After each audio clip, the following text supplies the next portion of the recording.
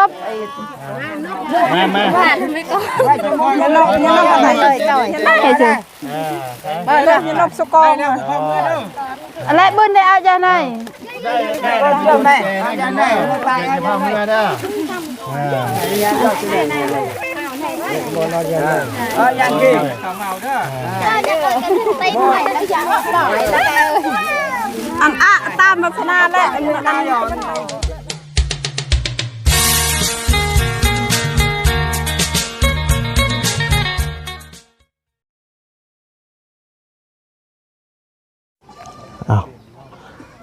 ฮอนแห้งพี่น้องเลยหน้าแห้งแก้มใหม่บ้านแล้วเนาะหลังจากที่ว่าทางหมอไล่ได้เข้าไปหาทางในบ้านเพิ่นเนาะมาให้มานั่นหมอไล่จะเอาเครื่องไปแจกพี่น้องเลยก็มาต่อกันในคลิปนี้แหละเนาะพี่น้องเลยอย่าใช้ทางบ่บุญเพิ่นเอารถเข้าไปจอดอยู่ข้างในเพื่อแหละพี่น้องเลยจอดอยู่ข้างในพอเดียวจังเข้าไปแจกอยู่ในพี่น้องเลยเพราะว่าเอารถเขาจอดไว้อยู่นอกพี่น้องเลยเครื่องคลองพี่น้องเลยมาลายละที่ว่าไล่เห็ดอยู่หม่องเฮือนนั่งน้ำเพิ่นนั่นแหละพี่น้องเลยเอามาแจกเนาะที่แรกว่าสิเห็ดเป็นเคสๆไปพี่น้องเลยแต่ว่าหมู่บ้านนี่ถือว่านักได้พี่น้องเลยแต่ละหลังคาเนาะมุงหญ้านี่ก็มุงหญ้าเนาะพี่น้องมุงหญ้า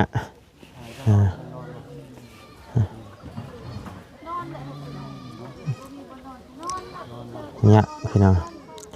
โอเคเดี๋ยวพบเจอกันอยู่ในพุ่นเนาะพี่น้องเลยไปมาพี่น้องเลยเดี๋ยวให้บ่บุญขับรถเข้ามาก่อนพี่น้องนี่หลังคาหลังนี่กับป้าเนาะพี่น้องเลย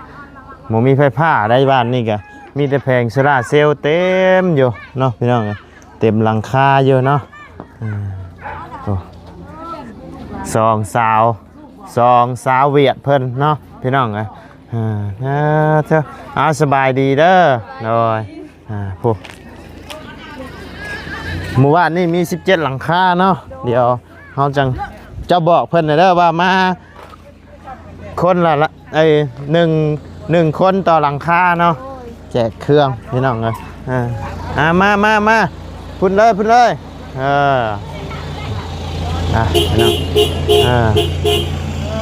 โ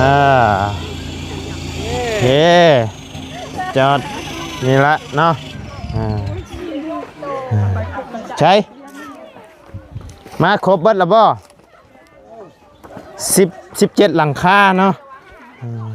เสร็จแล้วมีตั้งตู้ฟอเพิ่นนี่แหละ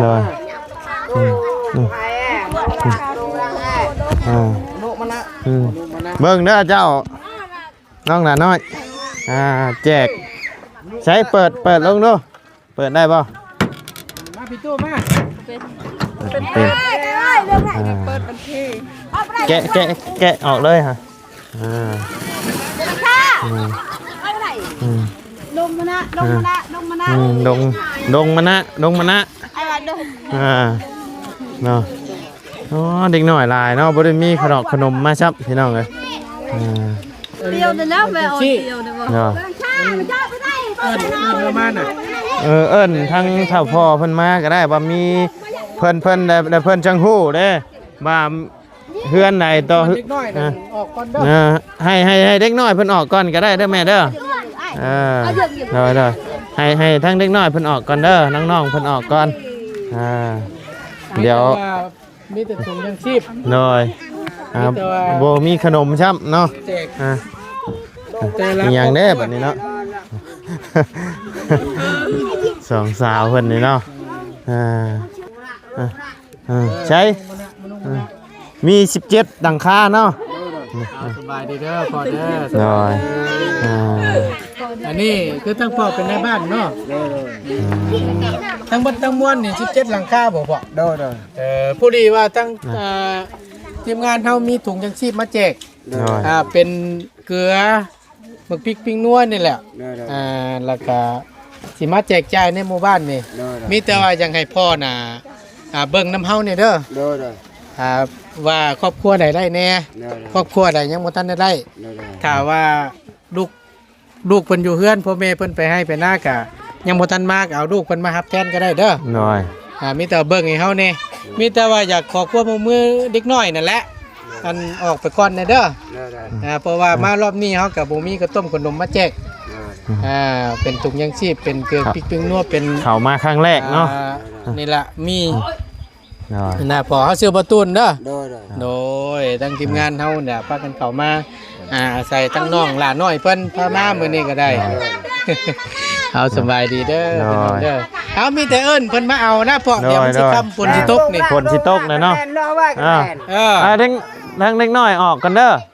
ถ้าว่าพ่อแม่เพิ่นบ่อยู่เอาลูกเพิ่นมาแทนก็ได้ หน่อย ผู้อาโดนปะคืออ่อนป้าละท้อบ่ได้ โดย โอเค แม่นถูกต้อง หน่อย เอาตัวแทนคนหนึง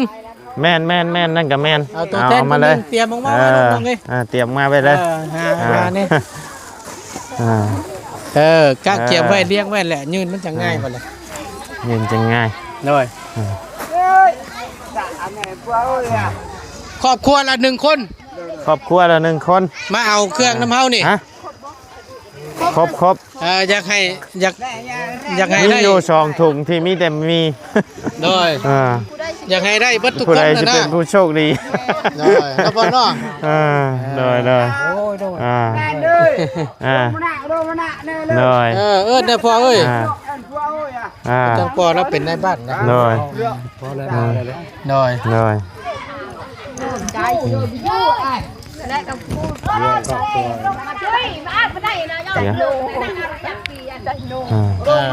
ใช่ มนุงมณะแปลว่า มา มาเอาเครื่อง ดงมา แจ นะ กที่บ่ เครื่องแจกเก มาดงมานะมาเอาเครื่องแจกเนาะปอจุนายปอจุนายมาเอ็ดอย่างวะ พยายามมองไปตัวหน้ากระจำตัว ไหนยังบ่ ปอจุนายปอจุนายแม่นถือเล่นเนาะ เต็มที่ยอดกัดกันหน่อย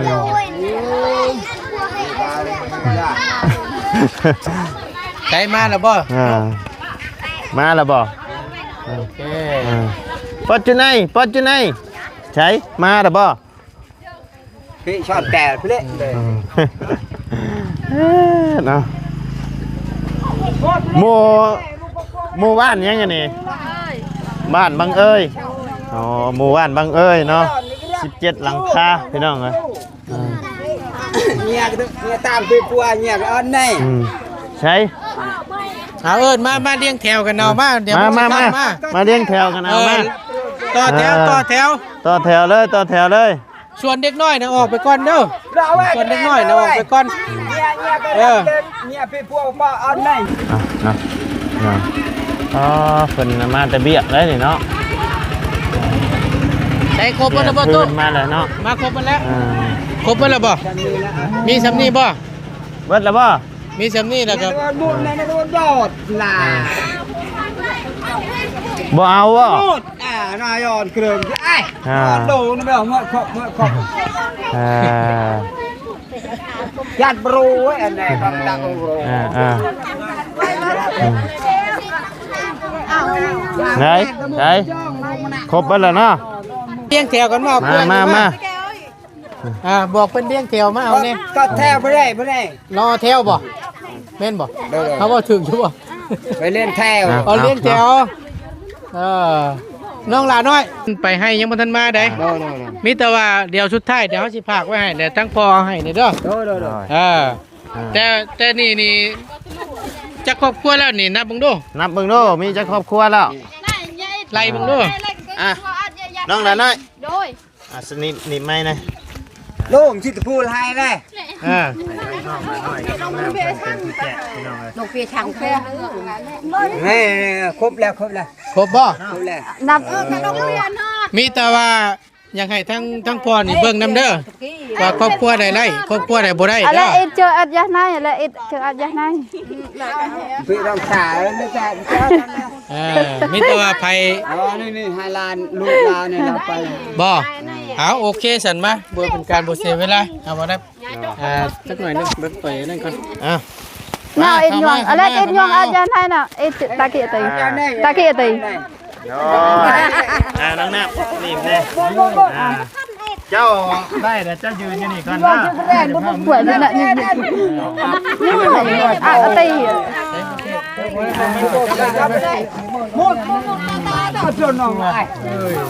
tì con nốt มา nhân lộc cái này hay chưa nhân lộc số con lại bên đây ao ra này พ่อเมื่อเด้อ อย่างนี้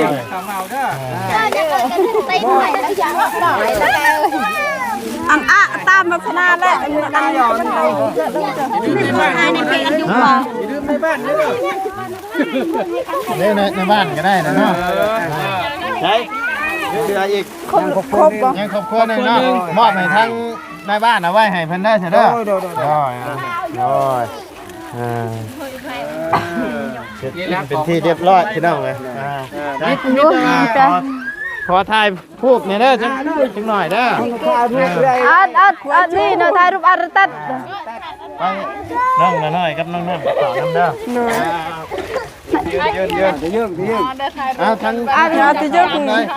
ăn chứ hẹn này ăn tới bên hông เครื่องคองไงใช่ ăn trên này ăn tắt nó tới bên hông ăn tắt này ăn tắt ไอ้หิว ăn nhảy gì này ta kì anh ta kì พูดเลยเจ้าพูดเลยเป็นผู้อยู่ข้างหน้านั่ง anh ra nhờ ra ผู้อยู่ข้างหน้านะนั่งลงเจ้ายืน เนี่ยอะไรก็มึงนี่ จับยกขึ้นนะนี่นะ ยกเนี่ยกับมึง เอากระมิตรว่านี่ละเครื่องคองเนี่ยมันนี่ก็เป็นของไป เป็นของทั้งผู้ใหญ่เพิ่นเนาะเป็นของทั้งเอื้อย กับตาจะยืนได้ไหน เบิ่งกันเด้อ แต่ว่าให้เพิ่นรักขอบคุณนี่แหละขอบขอบใจนี่แหละที่เพิ่นซื้อเครื่องมาแจกจ่ายในครั้งนี้แหละ เบิ่งกันเด้อประตูเด้อ ใช่โอ้ยมากันเลยเนาะจะกินว่าข้าว จะจะยืนของเรา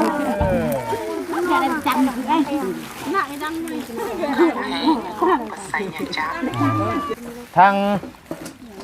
เอื้อยคำแพงเนาะดวงพระชัยจักรเพิ่นก็เป็นคนลาวเฮานี่แหละเพิ่นได้ซื้อเพิ่นได้ฝากเงินมาให้ว่าไล่ซื้อเครื่องซื้อของนี่แหละใบแจกจ่ายเนาะแต่ละหมู่บ้านก็มีแต่อยากให้จุเจ้าขอบบุญขอบคุณทั้งเอื้อยเพิ่นเด้อเนาะเอาทั้ง อวยพรดาว ทั้งอันเอาทั้งไอ้ทั้งพ่อเพิ่นก็ได้เนาะเป็นผู้อวยพรนะอวยพรเอาบ้างก็ได้บ้างก่อนก็ได้พ่อโดย อวยพรและอันนี้ขอบคุณและพวกเราช่วยเหลือ มาเอานกอะไรเลย มือน้ำนกอะไรโดย แห้งให้ลูกหลานให้อยู่ดีไม่แห้งเฮาอยู่ชอกเล็กบ่ได้หยังทุกอย่างก็อยู่นี่แล้วว้าวหาข้าวป้องกินบ่มีหยังขอบคุณโดยสาธุเนาะโดยมีแต่มาขอฮูบก่อนเนาะประตูจับโดยจับยังขึ้นเลยโดย น้ำเนาะ โดย นกเตี้ย ลุกขึ้น1 2 3ไหลได้ไหน โดยโอเคเนาะขอบใจหลายๆเด้อเนาะโดยสะดวกสบาย โดยแบบง่ายๆพี่น้องเลยได้แต่ว่าเบามาต้นยังหลายเติบอยู่